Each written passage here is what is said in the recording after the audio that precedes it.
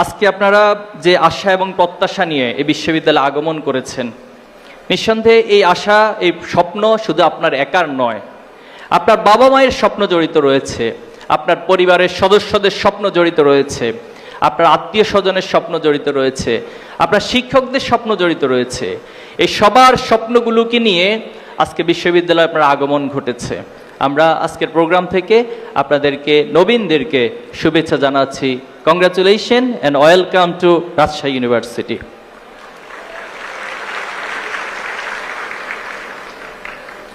সম্মানিত ভাই এবং বোনেরা, বিশ্ববিদ্যালয় মানে কি? কেন বিশ্ববিদ্যালয়ে আসলাম? আমরা তো চাইলে অন্য কোথাও পড়াশোনা করতে পারতাম।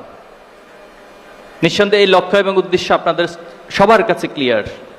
তো বিশ্ববিদ্যালয় হচ্ছে এমন একটা জায়গা যেখানে জ্ঞানের চর্চা হবে, যেখানে গবেষণার চর্চা হবে, যেখানে নতুন নতুন ইনোভেটিভ আইডিয়া জেনারেট করা হবে, যেখান থেকে সমাজ, রাষ্ট্র, পৃথিবীর সমস্যাগুলোকে আইডেন্টিফাই করা হবে, সেই সমস্যাগুলো সলিউশন দেওয়া হবে। এখান থেকে মানুষ বের হবে।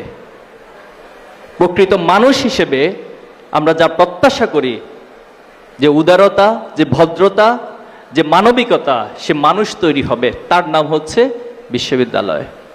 আমরা নিঃসন্দেহে বিশ্বাস করি, আজকে আপনাদের সবার হাতে একটা করে রজনীগন্ধার স্টিক দেওয়া হয়েছে। সবাই একটু তাকান তো, স্টিকটার দিকে একটু হাতে তুলে তাকান। এটার মধ্যে কোনো কুটিলতা আছে? কোনো পাপ আছে? কোনো অসঙ্গতি আছে? না। তাহলে আজকে ফুল দিয়ে ছাত্র শিবির আপনাকে এটা স্মরণ করিয়ে দিতে চায়, আপনি যে শুভ্রতা নিয়ে, যে নিষ্পাপ একটা পরিবেশের মধ্য দিয়ে দিনে ফিতরাতের উপরে দুনিয়াতে এসেছেন, ঠিক এই ফুলের মতোই আপনি আপনার জীবনটাকে ঠিক সেভাবে করে গড়ে তুলবেন। এবং আজকে যেভাবে করে বিশ্ববিদ্যালয় নবীন হিসেবে এসেছেন, ঠিক যেদিন আপনি বিশ্ববিদ্যালয় থেকে বের হবেন, সেদিনও যেন আপনার মধ্যে এই শুভ্রতা এবং এই নিষ্পাপ যে ফ্লেভার, এই ফুলের মতো নিজেকে তৈরি করে বের হবেন ইনশাআল্লাহ। সম্মানিত উপস্থিতি, আমরা তারুণ্যের এক বাঁধভাঙা জোয়ারে অবস্থান করছি এখন। এই তারুণ্যের জোয়ার দিয়ে আপনি পৃথিবীকে গড়তে পারেন, পৃথিবীর সকল অন্যায় জুলুমকে নিঃশেষ করে দিতে পারেন। আবার এই তারুণ্যের জোয়ার দিয়ে পৃথিবীকে আপনি ধ্বংস করে দিতে পারেন। আবার ইন দ্য সেম ওয়েতে আপনি আপনার জীবনকেও গড়ে তুলতে পারেন, আবার আপনি চাইলে জীবনকে ধ্বংস করে দিতে পারেন। এই বিশ্ববিদ্যালয় আপনার জন্য সকল উপকরণগুলি রয়েছে। আপনি চাইলে এখানে পড়াশোনা করতে পারেন, অথবা আপনি ঘন্টার পর ঘন্টা বিভিন্ন জায়গায় আজে বাজে সময় নষ্ট করে, আড্ডা দিয়ে আপনার সময়গুলোকে নষ্ট করে দিতে পারেন। আপনি চাইলে আপনি আপনার রবের বান্দা হিসেবে, আল্লাহর গোলাম হিসেবে আল্লাহর কাছে গোলামিত্বের পরিচয় দিয়ে নামাজ পড়তে পারেন, তাহাজ্জুদ পড়তে পারেন, আল্লাহর ইবাদতে কাটাতে পারেন। আবার ইন দ্য সেম ওয়েতে আপনি চাইলে রাতের পর রাত, দিনের পর দিন নাটক, সিনেমা দেখে, অশ্লীল বিভিন্ন বিষয়ের সাথে নিজেকে জড়িয়ে আপনার চরিত্রকে নষ্ট করে দিতে পারেন। আপনি চাইলে নিজেকে চরিত্রবান হিসেবে গড়ে তুলতে পারেন, অথবা আপনি চাইলে মাদকের সাথে মাদকাসক্ত হয়ে নিজের জীবনকে, নিজের সম্ভাবনাগুলোকে ধ্বংস করে দিতে পারেন। এই যে ভালো এবং খারাপ উভয়ের একটা এন্টিটি এই বিশ্ববিদ্যালয়ে বসবাস করছে, তার মধ্যেই কিন্তু আপনার বসবাস, আপনার আগমন। আপনাকে এখানেই চলতে হবে, এখানেই ফিরতে হবে। আলহামদুলিল্লাহ, আল্লাহর একান্ত মেহেরবানি যে বিগত সময়ের তুলনায়, বিগত সময়ে ক্যাম্পাসগুলো যেমন ছিল, সেখানে অস্ত্র এবং মাদকের অভয়ারণ্য ছিল, সেখানে অনৈতিক, অশ্লীলতা, বেহায়াপনার সর্বোচ্চটুকু সেখানে ছিল। কিন্তু আল্লাহর একান্ত মেহেরবানি, জুলাই এবং আগস্টের পর আল্লাহ তাআলা এই ক্যাম্পাসগুলোর পরিবেশকে অনেকটাই পরিবর্তন করে দিয়েছেন। আপনার জন্য এই পরিবেশটা খুবই গুরুত্বপূর্ণ, যে কোন পরিবেশে আপনি বেড়ে উঠছেন। বিশ্ববিদ্যালয় প্রশাসন থেকে শুরু করে রাকসুর নির্বাচিত যারা প্রতিনিধি রয়েছে এবং আপনারা সহ সকলে মিলে যদি আমরা চেষ্টা করি যে বিশ্ববিদ্যালয়ের খারাপ যে হওয়ার সম্ভাবনা, সেগুলোকে যদি আস্তে আস্তে করে আমরা নষ্ট করে দিতে পারি, ভালো হওয়ার সম্ভাবনাগুলোকে যদি জাগিয়ে তুলতে পারি, প্রমোট করতে পারি, তাহলে আপনার জন্য এই ফুলের মতো শুভ্রতা নিয়ে বের হওয়াটা সহজ হবে। সম্মানিত ভাই এবং বোনেরা, বিগত সময়ে আমরা শিক্ষকদের মাঝে নোংরা রাজনীতি দেখেছি। আমাদের অনেক ভাইকে শহীদ করার পিছনে শিক্ষকদের বড় ভূমিকা ছিল। সমাজের কিছু কালফ্রিটদের ভূমিকা ছিল, সমাজের নষ্টদের কিছু ভূমিকা ছিল। আলহামদুলিল্লাহ, জুলাই আমাদেরকে অনেক কিছু পরিবর্তনের সম্ভাবনা তৈরি করে দিয়েছে। জুলাই একটি নিছক আন্দোলন ছিল না, হঠাৎ করে হয়ে যাওয়া কোনো ঘটনা ছিল না। জুলাই ছিল ইতিহাসের অনিবার্য একটি দাবি। জুলাই ছিল এই প্রজন্মের জাগরণ। জুলাইয়ের মধ্যে একটা আদর্শিক ভিত্তি রয়েছে।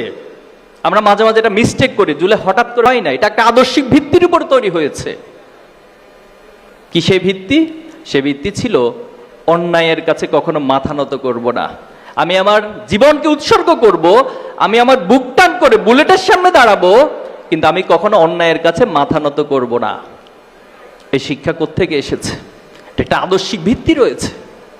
আপনাকে শাহাদাতের তামান্না দেখেছি, হয়তো তিনি হাফ প্যান্ট পরেছেন, তিনি শাহাদাত ইসলামের সবকিছু ভালো করে বুঝেন না, নামাজ ঠিক মতো পড়েন না, কিন্তু উনি শহীদ হবেন এই আকাঙ্ক্ষা নিয়ে তিনি মাঠে গিয়েছেন। এই যে শাহাদাতের তামান্না, এই আদর্শিক ভিত্তি কোথা থেকে আসলো? কিভাবে এই প্রজন্মের মাঝে এই শাহাদাতের তামান্না তৈরি হলো? আমরা দেখেছি স্যাক্রিফাইসের মানসিকতা, যেটা কোরআন এবং সুন্নাহ, আল্লাহ রাসূলুল্লাহ সাল্লাল্লাহু আলাইহি ওয়াসাল্লাম তো সাহাবা ইজমাইনদের মধ্যে সর্বোচ্চটুকু ব্যবহার করেছেন, যে স্যাক্রিফাইস করার মানসিকতা। জিহাদের ময়দানে সবাই আহত অবস্থায় কাতরাচ্ছিল, পানি নিয়ে আসা হলো, বলা হলো আপনি পানি পান করুন। তিনি বললেন যে না, এই পানি আমি পানি না করে আমার অপর ভাইকে দিন। তিনি যদি এই জিহাদের ময়দানে টিকে থাকতে পারে, তাহলে আন্দোলনের জন্য, জিহাদের জন্য আমার চেয়ে তিনি ভালো ভূমিকা রাখতে পারবেন। ঠিক একই চিত্রগুলো আমরা জুলাইয়ে দেখেছি, যে যখন কয়েকজন আহত অবস্থায় রয়েছে, তাকে যখন স্ট্রেচে করে আরেকজন তুলে নিতে যাচ্ছিল, তিনি বলছেন আমাকে নিয়ে চিন্তা করতে হবে না, আপনারা সামনে ট্যাকেল দিন, সামনে আন্দোলন এগিয়ে যান। কোথায় থেকে স্পৃহা তৈরি হলো? কিভাবে তৈরি হলো এই প্রজন্মের মাঝে? এই আদর্শিক ভিত্তির মধ্য দিয়ে এই স্যাক্রিফাইসের মানসিকতা তৈরি হয়েছে। তিনি দেখতেন একজনকে গুলি করা হচ্ছে, আমরা অনেকগুলো ভিডিওতে দেখেছি, এবং পুলিশ বলছে স্যার গুলি করি একটা মরে, বাকিগুলো যায় না। সেই গুলির মুখে আরেকজনকে উদ্ধার করার জন্য স্যাক্রিফাইসের মানসিকতা নিয়ে তাকেও গুলি করা হচ্ছে, তিনিও সামনে এগিয়ে গিয়েছেন। আমরা দেখেছি ছোট ছোট শিশুরা রাস্তায় নেমে গিয়েছিল, তারা তাদের বাবা মায়ের সাথে এসেছিল, তাদেরকে সাংবাদিক প্রশ্ন করেছে তুমি যে এখানে এসেছো, তোমার কি ভয় লাগছে না? কতটা সাহসিকতার সাথে একজন শিশু উত্তর দিয়েছিল যে আমি আল্লাহ ছাড়া কাউকে ভয় করি না।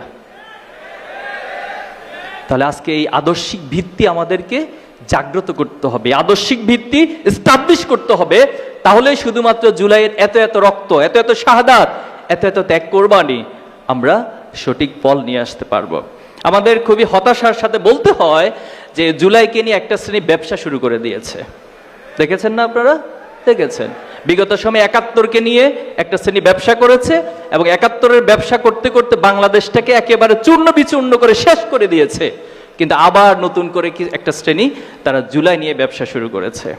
আজকে দেখেন সে হিরোইক পজিশনগুলো, সে হিরোইক ক্যারেক্টারগুলো শুধুমাত্র তাদের করাপশনের কারণে, এই জুলাইকে নিয়ে ব্যবসা করার কারণে আজকে তারা ভিলেন পজিশনে চলে গিয়েছে। এটা তো আমরা চাই নাই, এটা তো দুর্ভাগ্য। এজন্য এই প্রজন্মের মধ্যে যে চেতনাবোধ রয়েছে, আমরা বলেছি জুলাইটা সবার ছিল, এখানে একক কোনো নেতা ছিল না, এখানে সবাই নেতা হয়ে গিয়েছিল। বলা হয়েছিল যে বিকল্পকে আমি বিকল্প, একজন মারা যাবে, একজন শহীদ হবে, তার পরের জন দাঁড়িয়ে যাবে, ১০০ জন শহীদ হবে, তার পরের ১০০ জন দাঁড়িয়ে যাবে। এটাই ছিল জুলাইয়ের প্রেরণা।